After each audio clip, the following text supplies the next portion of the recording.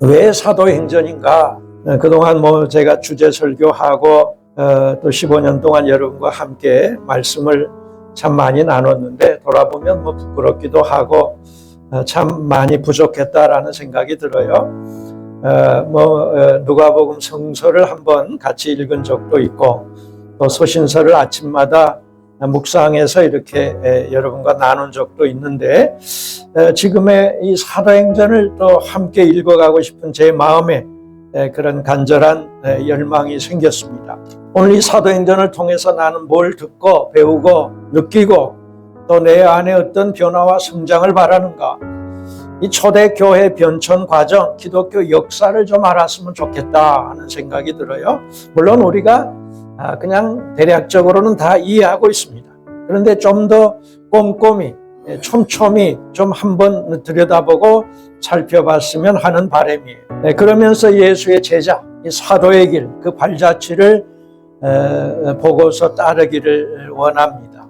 이 성서 기자인 누가의 그 신앙, 그의 신앙 고백, 그것을 통해서 오늘 우리에게 주시는 복음의 메시지, 그거를 좀 함께 들었으면 좋겠다. 교회에 대한 마음이 어느 때보다도 간절해. 하나님이 또 이렇게 우리에게 좋은 예배 초소를 허락하셨는데 얼마나 감사한 마음인지 모르겠어요. 이곳에 주중에 목회자들이 찾아오고 우리 교인들과 또 수시로 만나고 하여튼 앞으로 이곳에 우리가 철야도 좀 하자 이런 바람도 지난번 운영위원회에서 얘기를 했는데 새롭게 하나님의 이 그리스도의 몸인 이 교회를 우리가 정말 잘 세워가고자 하는 그런 바람으로 이 사도행전을 좀 같이 읽고 또 하나님 앞에 우리의 그 마음을 좀 토로하자 그런 생각을 갖습니다. 여러분, 주님의 몸을 이룬 우리 한 사람 한 사람이 지체 교회 아닙니까? 그런 우리의 신앙이 이 사도행전 말씀을 통해서 좀 더 깊어지고 또 복음에 대한 지식도 새로워지고 우리가 하나님의 사람으로 든든하게 서가기를 바라는 그 한 가지 가장 중요한 그 바람이 있습니다. 또 초대교회의 그 확신, 열심, 그 사도들과 성도들의 그 하나님 나라에 대한 비전, 그리고 성령의 능력을 우리가 회복하자. 오늘 주님의 몸인 교회 공동체가 내실을 기하고 내적으로도 또 외적으로도 부흥하고 성장하기를 꿈을 꾸게 됩니다. 여러분, 사도행전은 신약 27권 가운데서 역사서에 속하죠. 장르를 분류하면 복음서, 그리고 역사서, 서신서, 그 다음에 묵시록 이렇게 나누는데 그 중에 역사서예요. 초기 기독교 교회사입니다. 이 역사 공부를 우리는 좀 다시금 마음을 가지고 하게 되는 거예요. 역사를 알아야 우리의 뿌리, 근원을 아는 거 아니에요? 또 과거를 알아야 오늘을 더 잘 살게 됩니다. 역사를 통해서 우리는 삶의 지혜와 교훈을 얻습니다. 또 시대를 바르게 통찰할 수 있어요. 역사를 조망하면서 우리가 가야 할 길도 보게 됩니다. 주중에 유시민의 청춘의 독서라는 책을 접하게 됐어요. 유시민의 여러 책 중에 가장 많이 팔린 책입니다. 유시민이 이렇게 그동안 인생 여정에서 접했던 책들을 읽고 또 그 시대에 자기가 어떤 그 책을 통해서 무엇을 깨닫고 자기 삶에 어떤 변화가 있었는지, 어떤 책을 통해서 감동과 지혜를 얻었는지 이런 것들을 아주 솔직하게 쓰고 있습니다. 그 가운데 이제 그 E.H. 카의 역사란 무엇인가 그런 챕터가 나와요. 저는 신학교 1학년 때 이 책을 굉장히 소중하게 읽었던 기억이 있습니다. 그 책에서 역사에 대해서 이야기를 하는데 근대 역사학의 아버지라 일컬어지는 19세기 독일 역사학자 랑케는 과거를 있는 그대로 보여주는 것이 역사가의 임무다 이렇게 얘기를 합니다. 역사가가 중요한 게 아니라 객관적인 그 사실, 그것이 중요하다. 실증주의의 역사관이라 그래요. 그래서 문헌을 비롯한 역사 자료를 수집하고 고증하는 일, 거기에 초점을 맞춥니다. 그래서 역사는 진보한다라고 말하지 않아요. 다만 변화할 뿐이라고 이야기합니다. 여러분 어떻게 그 생각에 동의하십니까? 그와 다른 견해를 갖는 분이 E.H. 카죠. 하나의 역사의 큰 하나의 어떤 사관에 대한 전환점을 제시를 해 주었습니다. 그는 역사가와 역사의 사실은 서로에게 필요하다. 사실을 갖지 못한 역사가는 뿌리 없는 허망한 존재고, 역사가가 없는 사실은, 기록하는 역사가가 없는 사실은 생명 없는 무의미한 존재다. 그러면서 역사란 역사가와 사실 사이의 지속적인 상호작용 과정이고, 현재와 과거 사이의 끊임없는 대화다. 우리가 아는 그 한 문장은 역사는 현재와 과거와의 끊임없는 대화다. 지속적인 대화다 하는 거죠. 그 말은 아마 다 기억하고 있을 거예요. 그런데 그 대화는 개인 간의 대화라기보다는 사회적인 대화다. 그렇게 이야기를 합니다. 그러면서 역사는 진보한다. 이제 좀 다른 사관을 이야기하고 있습니다. 여러분, 이 사도행전을 영어 성경으로는 액츠라 그래요. 4세기 신학 이 사본에 보면 사도행전을 프락시스라고 이렇게 이름을 붙였어요. 프락시스. 실천이라는 말 아니에요. 행동. 이 사도행전은 행동에 초점을 맞추고 있다. 저는 다시 한번 사도행전을 읽으면서 1절에 보니까 행하시고 가르치신 예수의 그 모든 행적을 기록하고 있다라고 하는데, 여러분, 가르치고 나서 행하고, 그게 아니라 먼저 행하고 그 다음에 가르치셨다. 거기에 역시 누가, 이 성서 기자도 더 중점을 두고 있습니다. 2세기가 지나면서 이 사도행전이라는 제목을 갖게 돼요. The Acts of Apostles, 사도들의 행위, 업적을 기록한 책이다. 그래서 사도행전이라 이렇게 얘기를 합니다. 여러분, 사도행전 28장을 보면 1장에서 8장은 베드로와 요한의 이야기예요. 그리고 이제 15장에 가면 그 예루살렘 공회가 열리잖아요. 거기에 수장이 야고보입니다. 그래서 또 야고보 사도 이야기입니다. 나머지 이제 9장하고 13장에서 28장은 다 바울의 이야기예요. 이렇게 사도들의 행적을 기록한 사도행전이다. 그런 관점에서 사도행전을 볼 수가 있죠. 그러나 여기에 머물면 사도행전은 지나치게 사도가 부각이 돼요. 또 인간 중심적입니다. 이 사도들을 움직인 하나님의 능력은 어디 있느냐 하는 거죠. 사도행전은 사도들의 이야기이기도 하지만 동시에 성령의 역사입니다. 그래서 성령행전이라고 부르는 거예요. 실제 누가는 처음부터 끝까지 성령의 이야기를 하고 있어요. 성령에 대한 약속, 성령의 각양 은사, 성령 세례, 성령 충만, 성령의 다양한 증거들, 그것들에 대해서 언급하고 있습니다. 여러분, 사복음서의 누가복음도 성령의 복음서다라고 이야기하지 않습니까?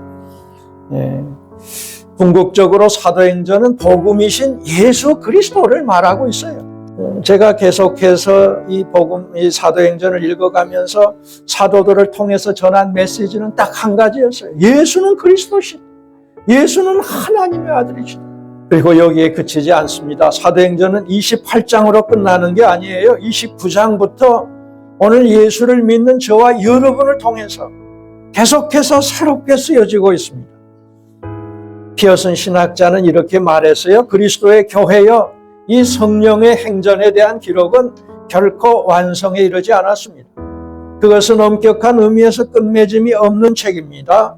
왜냐하면 그 책은 하나님의 백성들이 복된 성령을 다시 거룩한 지배자로 모셔드림에 따라 새로운 장들이 빨리 또한 계속해서 덧붙여지기를 기다리고 있기 때문입니다. 이 칼빈은 사도행전을 일종의 광대한 보물이다, 이렇게 이야기를 했어요. 또 마틴 로이드 존스는 가장 서정적인 책이다. 가장 서정적인 책이다. 여러분, 그 안에서 펼쳐진 그 다양한 그런 그 드라마와 같은 사람과 사람이 만나서 또 한 사람이 고침을 받고 변화되고 또 그 성의 그 어둠과 그 고통 가운데 있는 그 성이 복음이 들어가서 변화되고 기쁨으로 충만하게 되는 그런 그 놀라운 하나님의 역사를 보게 되지 않습니까? 이 사도행전의 저자는 우리가 아는 것처럼 누가죠. 그리고 사도행전은 누구를 상대로 쓰고 있느냐. 오늘 구체적으로 명시된 대상은 1장 1절에 보니까 데오빌로요라고 말하고 있습니다. 이 데오빌로는 뭐 역사적으로 이렇게 기록이 나와 있는 사람은 아니에요. 그런데 추정컨대 당시 최고 권력자가 아니었겠는가. 또 그리스도 교회에 대해서 대체적으로 우호적인 그런 사람이었을 것이다 라고 상상합니다. 그런데 그 이름의 뜻을 가만히 살펴보면 이 데오빌로라는 건 데오스 그리고 필로스를 합성한 거 아니에요? 필로스는 친구, 사랑하는 자라는 뜻이에요. 데오스는 하나님을 뜻합니다. 그래서 데오빌로는 하나님을 사랑하는 자, 하나님의 친구, 하나님께 사랑받는 자라는 뜻을 가져요. 그게는 하나님의 사랑을 받고 그분을 사랑하는 우리 모두를 가리키는 거 아니겠어요? 하나님의 백성들, 성도들을 가리키고 있습니다. 이 사도행전은 오늘 우리에게 주시는 말씀이에요. 이 누가가 누구인가? 이 누가는 이방 헬라인이었고 또 교육을 받은 사람입니다. 우리가 아는 그런 범주 안에서 의사다. 또 아주 탁월한 문학가였다. 그리고 화가였을 것이다. 안셀름 그린 같은 분은 누가는 화가였다라고 그렇게 이야기를 합니다.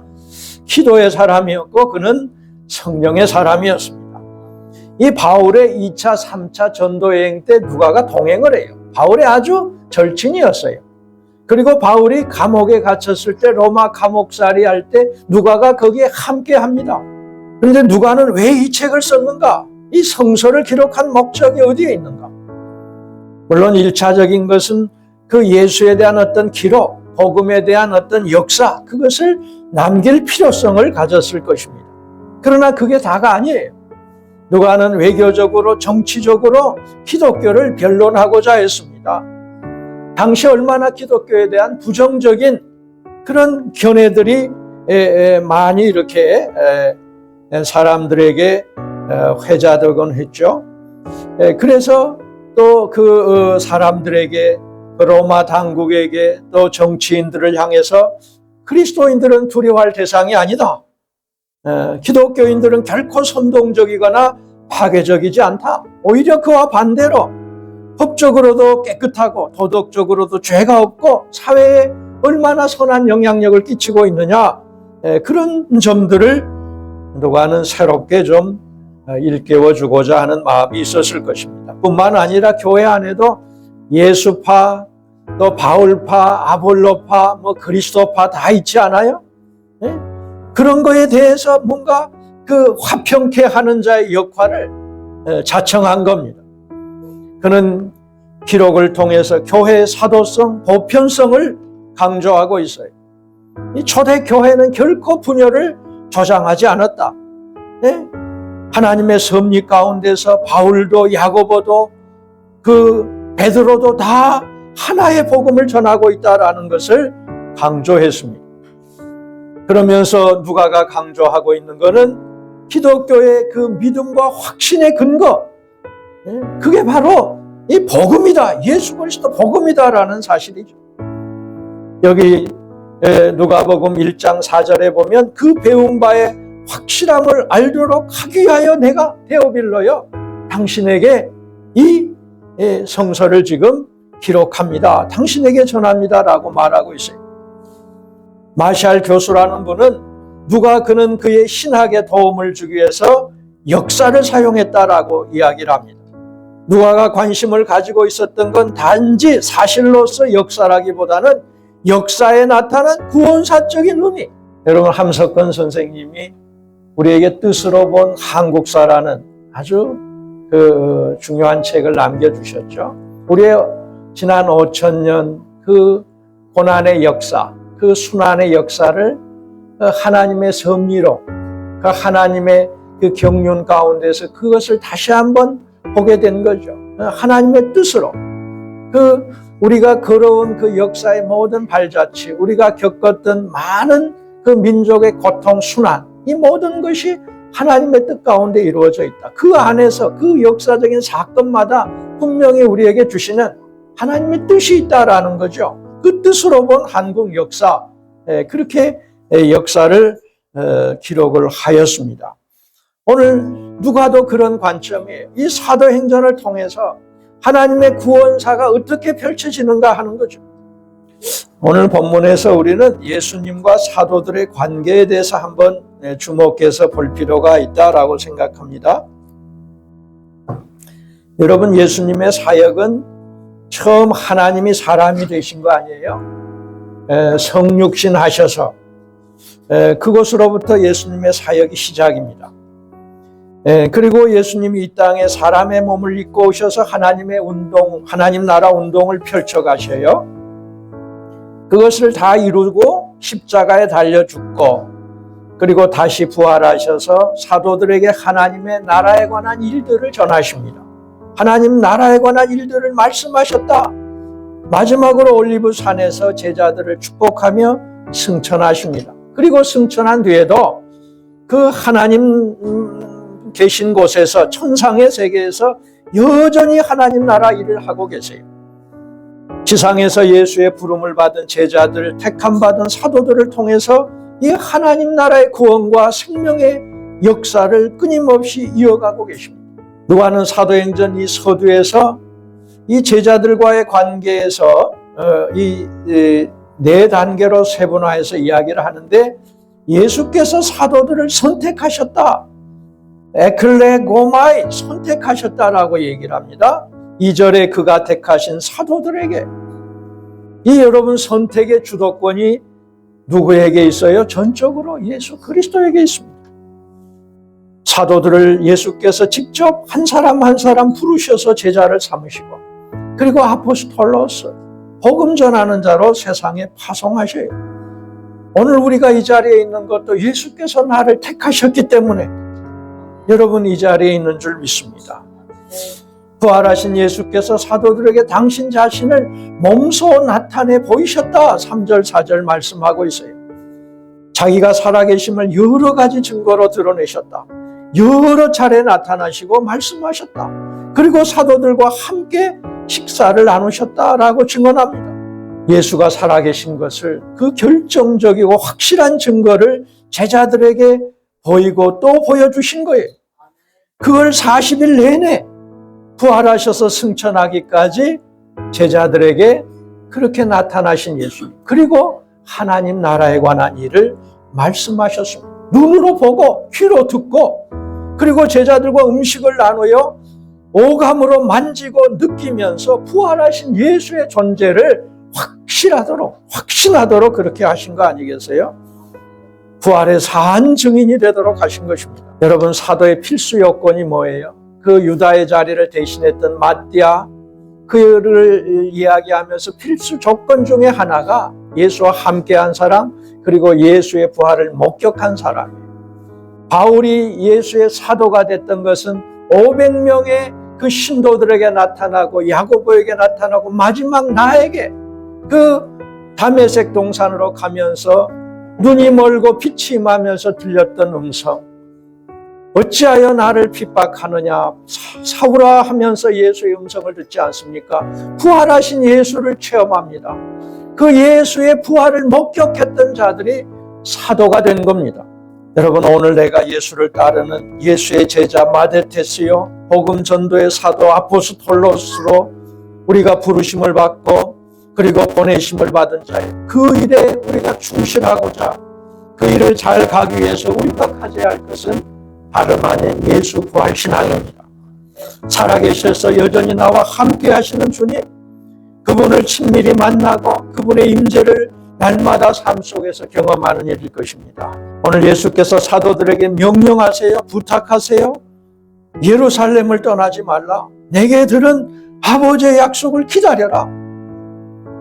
성령을 통해서 제자들을 하나님 나라의 대사로 임명하시고 그리고 그들에게 주었던 명령이 뭡니까? 땅끝까지 이르러 내 증인이 되라. 복음 전도자의 사명을 줬습니다. 오늘 예수님은 우리에게 할 일을 명하십니다. 그리고 소명을 일깨우십니다. 여러분, 지금까지 신앙 여정 가운데 하나님께로부터 받은 소명이 무엇입니까? 나는 그 소명을 따라서 지금 살아가고 있습니까? 내가 하는 일에 대한 소명의식이 투철한지요. 그리고 예수께서는 사도들에게 약속하고 축복하셨어요. 5절에 너희는 여러 날이 되지 않아서 성령으로 세례를 받을 것이다. 이미 구약성서 예언자들을 통해서 그 제시된 하나님의 약속입니다. 에스겔서 36장 26절 27절 너희에게 새로운 마음을 주고 너희 속에 새로운 영을 넣어주며 너희 몸에서 돌같이 굳은 마음을 없애고 살갗처럼 부드러운 마음을 주며 너희 속에 내 영을 두어 너희가 나의 모든 율례대로 행동하게 하겠다. 여러분, 택함 받은 하나님의 자녀를 가리켜서 한마디로 언약 백성이라 그래요. 하나님의 풍성한 약속을 가진 자들입니다. 여러분 믿으십니까? 로마서 9장 4절 제가 좋아하는 성경 구절입니다. 여러분에게도 자주 이 말씀을 나눴어요.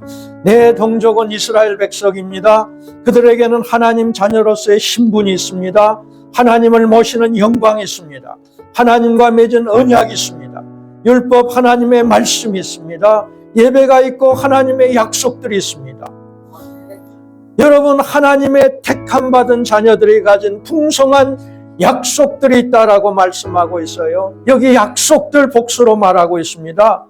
우리 삶 속에서 경험하는, 내가 깨달아가는 하나님이 이루신 놀라운 구원의 역사 아니겠어요? 이 헬라어 원어가 아이 에판겔리아이라고 돼 있어요. 그 약속들, 여기 정관사 여성형이 붙어 있어요. 공식적이고 신뢰할 수 있는 선언이란 말입니다. 우리 하나님은 당신의 약속을 반드시 지키시는 신실하신 주님이신 걸 믿습니다. 여기 성령 세례를 받으리라 약속하셨어요. 그런데 그 성령이 누굽니까? 여러분, 성령은 삼위일체 중에 제3위의 위격이고 인격이십니다. 하나님의 영이시자 예수 그리스도의 영이에요. 예수의 정신이고 예수의 마음이고 하나님의 뜻입니다. 요한복음에서는 성령을 가리켜서 또 다른 보혜사, 돕는 자, 위로자, 변호자라고 말하고 있어요. 파라클레토스라는 게, 파라라는 게 곁으로예요. 클레토스는 부르다는 말입니다. 우리를 곁으로 부르셔서 우리와 늘 함께 하시는 분, 그게 바로 또 다른 보혜사 성령이세요. 이 보혜사 성령을 가리켜서 진리의 영이라 말씀합니다. 그 진리의 영이신 성령께서 예수의 말을 가르치고 기억나게 하실 것이다. 진리의 영이신 성령께서 예수의 것을 제자들에게 알게 하실 것이다. 그리고 예수에 대해서 증언한다라고 말하고 있어요. 요한복음 15장 26절 27절입니다. 내가 아버지께로부터 너희에게 보낼 보혜사 곧 아버지께로부터 나오시는 진리의 영이 오실 때 그가 나를 증언하실 것이요 너희도 처음부터 나와 함께 있었으므로 증언하느니라. 이 요한 사가가 요한 1서 5장에 가면은 증언하는 이가 셋이 있다. 물과 피와 성령이라고 말합니다. 여러분, 진리의 성령께서는 예수의 말을 기억나게 하시고 예수의 가르침을 알게 하시고 예수를 증언하시고 그러면서 동시에 세상에 대해서 책망하신다라고 말하고 있어요. 요한복음 16장 8절에 그가 와서 죄에 대하여 의에 대하여 심판에 대하여 세상을 책망하시리라.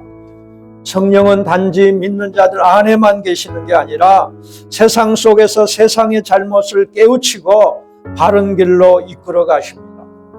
성령은 진리의 영이자 동시에 사랑의 영이에요. 로마서 5장 5절 하나님의 사랑이 성령으로 말미암아 우리의 마음에 부음바 되었느니라.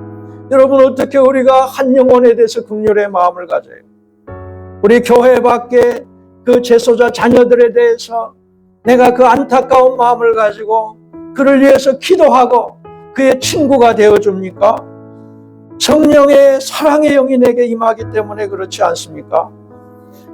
그래서 긍휼과 자비의 마음을 품게 돼요. 그의 아픔에 공감하고 그를 향해서 내 손을 내밀 수가 있습니다. 여러분, 성령은 해방과 자유와 구원의 영이십니다. 로마서 8장 2절 그러므로 그리스도 예수 안에 있는 사람은 정죄를 받지 않습니다. 그리스도 예수 안에서 생명을 누리게 하는 성령의 법이 죽음의 법에서 해방하여 주었기 때문입니다.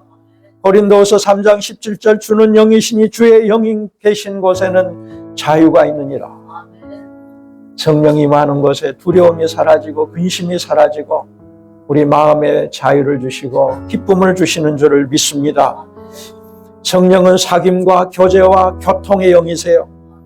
고린도전서 13장 13절 주 예수 그리스도의 은혜와 하나님의 사랑과 성령의 사귐이 헬라어로 코이노니아입니다. 교제와 교통이 여러분 모두와 함께 하시기를 빕니다. 빌립보서 2장 1절 그러므로 그리스도 안에서 무슨 권면이나 사랑의 무슨 위로나 성령의 무슨 교제나 긍휼이나 자비가 있거든. 마지막으로 성령은 생명과 평화의 영입니다. 로마서 8장 6절 육신에 속한 생각은 죽음입니다. 그러나 성령에 속한 생각은 생명과 평화입니다. 여러분 왜 성령입니까? 하나님의 약속이자 선물이라 그랬어요. 그 성령이 오시고 성령이 마시기를 그리고 성령 충만하기를 내가 성령을 회방하거나 성령을 거스르지 않기를 성령이 주시는 각양 은사를 내가 받아 누리기를 하나님 앞에 기도하고 기다려야 하는가? 간절히 구해야 하는가? 왜 성령 세례를 받아야 하는가? 요한은 물과 회개의 세례를, 예수는 불과 성령 세례를 약속하셨어요. 우리는 성령 세례를 통해서 다시 태어납니다. 거듭나고 새 사람 그리스도인이 돼요. 여러분 바울은 골로새서에서 세례에 대해서 정확하게 얘기하고 있습니다. 2장 12절 여러분은 세례로 그리스도와 함께 묻혔고 또한 그분을 죽은 사람들 가운데서 살리신 하나님의 능력을 믿는 믿음으로 그리스도 안에서 그리스도와 함께 살아났습니다. 여러분 성령 세례로 우리가 거듭나는 거예요. 그리고 하나님 나라에 들어가게 되는 겁니다. 니고데모에게 뭐라고 말씀했어요? 너희가 물과 성령으로 거듭나지 않으면 하나님 나라에 들어갈 수 없다. 내가 물과 성령으로 거듭나지 않으면 하나님 나라를 볼 수가 없습니다. 정의와 평화와 기쁨의 하나님 나라를 체험할 수가 없습니다. 우리 안에 그리스도의 영이 있어야 그리스도의 사람이라 그랬어요. 하나님의 영이 여러분 안에 살아계시면 여러분의 육신 안에 있지 않고 성령 안에 있습니다. 누구든지 그리스도의 영이 있으면 그리스도의 사람이 아닙니까? 여러분 우리가 어떻게 하나님을 아빠 아버지라 부를 수 있어요? 저는 오랫동안 아버지를 아버님이라고 불렀어요. 어머니를 엄마라 못 부르고 어머니라 불렀습니다. 그런데 지금은 아빠, 엄마라고 불러요. 이 나이에 뒤늦게. 우리가 하나님을 아버지라고 부르는 게 보통 일이 아닙니다. 그런데 아빠하고 부르는 거는 더 놀라운 일이에요. 그거는 성령이 우리 안에 임하셔서 하나님을 나의 아버지로 나의 아빠로 부르는 겁니다. 예수님은 늘 성령 안에 사셨기 때문에 아빠, 아버지 하고 하나님을 부르셨어요. 그 이전에 구약 성서에 많은 그 유대인들은 하나님을 아빠라고 못 불러요. 아버지라고 못 부릅니다. 그냥 엘로힘, 하나님이라고 부르는 거죠.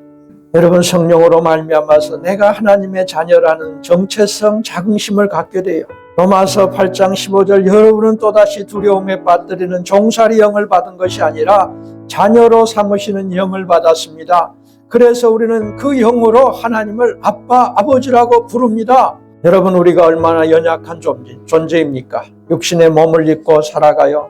또 세상에 많은 유혹과 시험 가운데 있습니다. 깨어지고 부서지고 넘어지기 쉬운 존재들입니다. 성령의 은총과 도우심을 받지 않고 성령께서 우리 곁에서 우리를 일깨우시고 우리에게 능력을 주시지 않으면 어떻게 우리가 하나님의 사람으로 믿음을 지키면서 주님의 뜻을 이루어갈 수 있겠어요? 그 성령께서는 말할 수 없는 탄식으로 우리의 약함을 아시고 우리의 약함을 도와주신다 그랬어요. 내가 어찌 기도하지 알지 못하지만 성령께서 말할 수 없는 탄식으로 우리를 대신해서 간구해 주신다라고 말합니다. 여러분 오늘 성령으로 말미암아서 우리가 사단의 유혹과 시험도 물리치고 영적 싸움에서 승리할 수 있습니다. 하나님의 말씀에 순종하고 하나님의 뜻을 실천할 수 있습니다. 하나님이 주시는 능력과 권세로서 두려움 없이 복음을 전하고 하나님 나라 운동에 헌신할 수 있어요. 제 마음에 하나님이 주신 요즘에 그 간절한 마음은 매일 한 영혼 만나지만은 내가 이 지역에서도 복음을 전해야 되겠다. 내가 도심에 가서도 매일 하나님의 말씀을 전해야 되겠다. 그 마음이 강하게 올라와요. 네. 그러면서 수요일은 물의 요일이니까 물을 하나 주면서 내가 복음을 전해야 되겠다. 네. 이 물을 마셔도 목이 마르지만 내가 주는 물을 마시는 자는 그 배에서 생수의 강이 흘러나와서 영원히 목마르지 않으리라. 이 생수를 어떻게 해서 알지 못하는 그 영혼들을 향해서 어떻게 복음을 전하지 않을 수 있겠는가. 그 간절한 마음이 듭니다. 여러분, 하나님의 아버지의 약속이자 선물인 성령을 기다리고 성령이 마시고 성령으로 충만한 삶이기를 우리 한 마음으로 하나님 앞에 기도합시다. 오소서 성령님, 저희 안에 사랑의 불을 타오르게 하소서. 주님의 성령을 보내주소서. 저희가 새로워지리이다. 우리 함께 기도하십시다. 오늘 우리 이 시간 주님 앞에 주님이 하나님이 약속하신 성령의 그 강하신 임재, 그 성령 세례, 성령의 능력과 그분의 사랑과 그분의 그 말할 수 없는 은총을 우리 함께 이 시간 간절히 주님 앞에 기도하십시다.